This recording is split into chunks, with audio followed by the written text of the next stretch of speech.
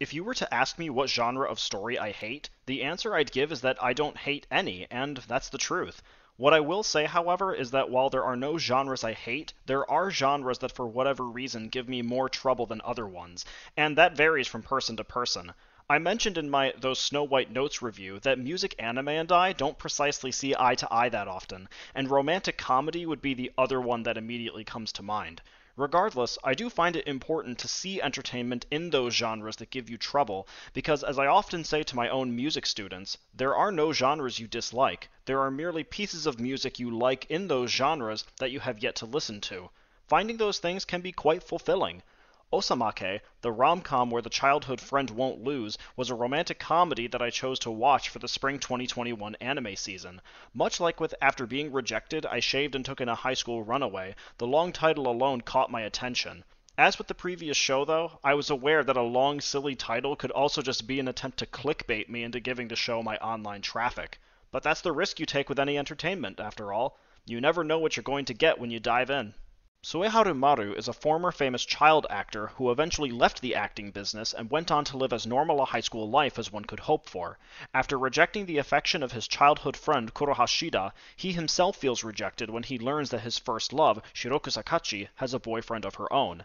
Taking up the opportunity to both help him get revenge and possibly get him to fall for her instead, Kuroha proposes a plan for Sueharu and herself to start dating to make Shirokusa jealous. So we have ourselves our love triangle, with Kuroha and Shirokusa as the love interests, and Sueharu as the center which everything revolves around.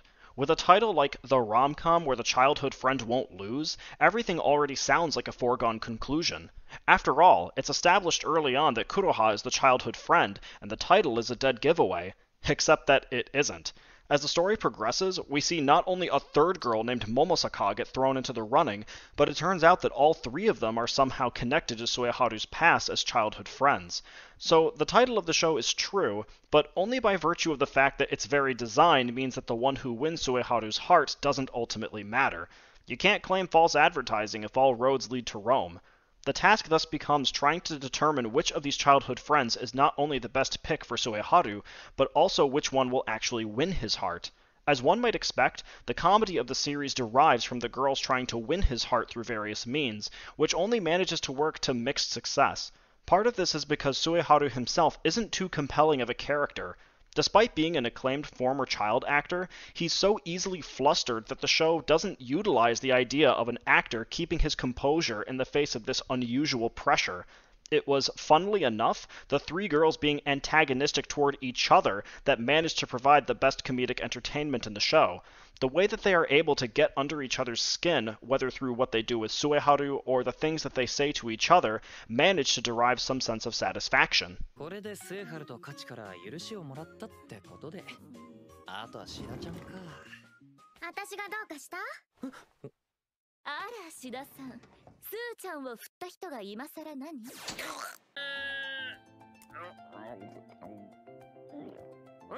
うまい。よかったわ。じゃあもう一個。いいのか？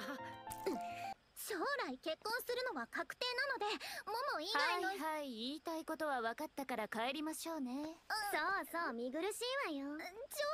おやすみ。スエハロお兄ちゃん、浮気は犯罪ですからね。The satisfaction that the show manages to pull off early in its run unfortunately hits a snag shortly afterwards. A lot of time and energy is spent trying to create this new secondary plot that involves all the main characters, complete with them effectively starting their own entertainment ventures, which is also tied to Sueharu's past as well. In getting involved in these attempts to achieve a deeper understanding of depth, the show actually stalls out rather than moves forward. It creates a bit of an identity crisis. Osamake doesn't quite know whether it wants to be a high school rom-com or a coming-of-age reconciling with your past entrepreneurial story, made worse by the fact that the coming-of-age element isn't as sharp or engaging as the earlier rom-com. But it does give us our obligatory beach episode, so if nothing else, it contributes that.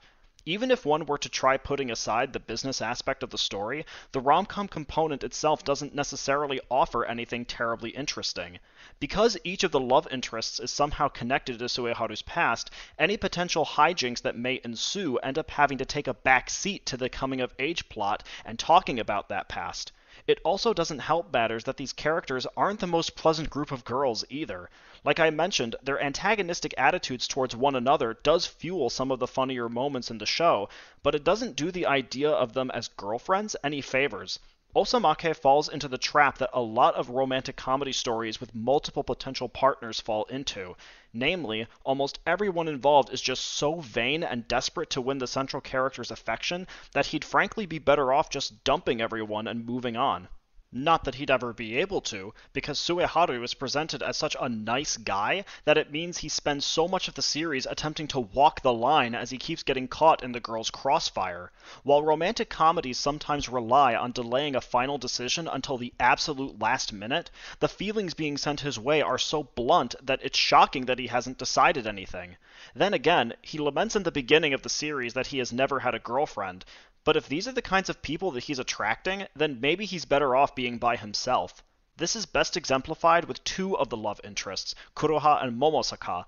Both of them have the same problem of trying to be so overtly manipulative of Sueharu's feelings that any attempt they make to win him over feels so devoid of earnestness.